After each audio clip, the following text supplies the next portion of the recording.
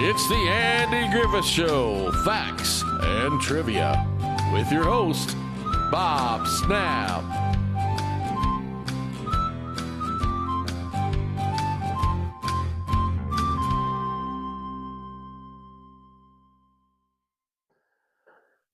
Happy Thanksgiving! Welcome to the Andy Griffith Show, Facts and Trivia. Appreciate you being here.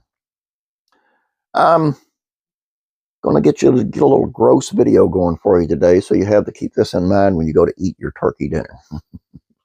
I found this very funny. Andy Griffith pranked Goober actor George Lindsey in a very gross way. But he was a prankster, and that's what he did, and this was really something else. I don't know, man. Let's take a look.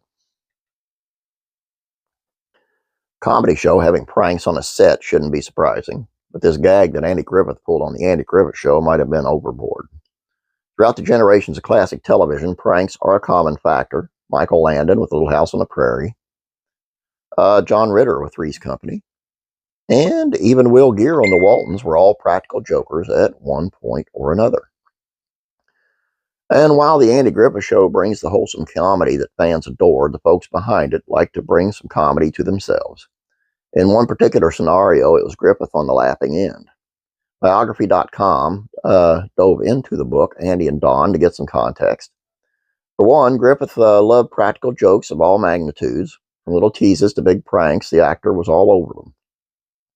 The site mentions that Griffith loved teasing Don Knotts in particular. Legendary man behind Barney Fife was far less manic off-screen, and that peacefulness was often disturbed by Andy. Besides calling him Jess, making fun of Don's real first name, Jesse, he would also disturb his co-stars' naps with loud noises. All right. Now, this is going to be a little gross, so hold on to something. If it wasn't clear by what I said at the beginning, there was one practical joke on the Andy Griffith Show set that went above and beyond surprise. Per biography.com, Lindsey was napping one day on the set. Now, while the Goober actor was sleeping, Andy sprung into action. He draped duck guts around the dressing room of Lindsey, who eventually woke up to the sight. Can't even imagine what a rude awakening that was. He also can't imagine how bad that must have smelled. You know, maybe they were cleaned properly, but I don't know. But for the sake of a practical joke, it seems like the smellier it would be, the better. However, it wasn't only Andy Griffith doing the pranks. As anyone who's ever done practical jokes knows, the moment is successfully pulled off is the moment you have to be on your toes. They often are repaid in kind, and there was no different for members of the Andy Griffith Show. Now, from the Don and Andy book, the moment that is especially highlighted is when the cast got one of Andy Griffith's moccasins. He didn't get it back, at least not initially. Griffith was forced to go home in the shoes he wore as Sheriff Taylor, but the cast had a kicker for their prank.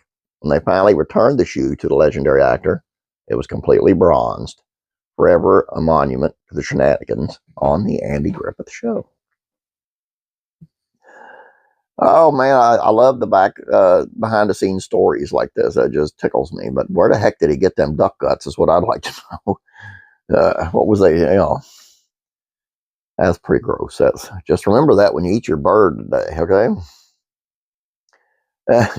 I'll let you guys know that Beverly Hillbillies Facts of Trivia and Classic TV Facts of Trivia will be taking a long weekend. They'll be off on Friday, Saturday, and Sunday because for today it's your Thanksgiving. For me, this is the day before Thanksgiving. This is when I make these videos. And I'm just going to make the two of the videos, this one and Classic Rock and Country Music, for on tomorrow on Thanksgiving. So those two will be here. So be looking for those. Please check out Classic Rock and Country Music Facts of Trivia and Classic TV Facts of Trivia while you're here before you go eat your faces. And the Beverly Hillbillies Facts of Trivia. They're all up today. I want you guys to have a great, happy Thanksgiving. Remember to pray for each other. Go be with your family. Love each other.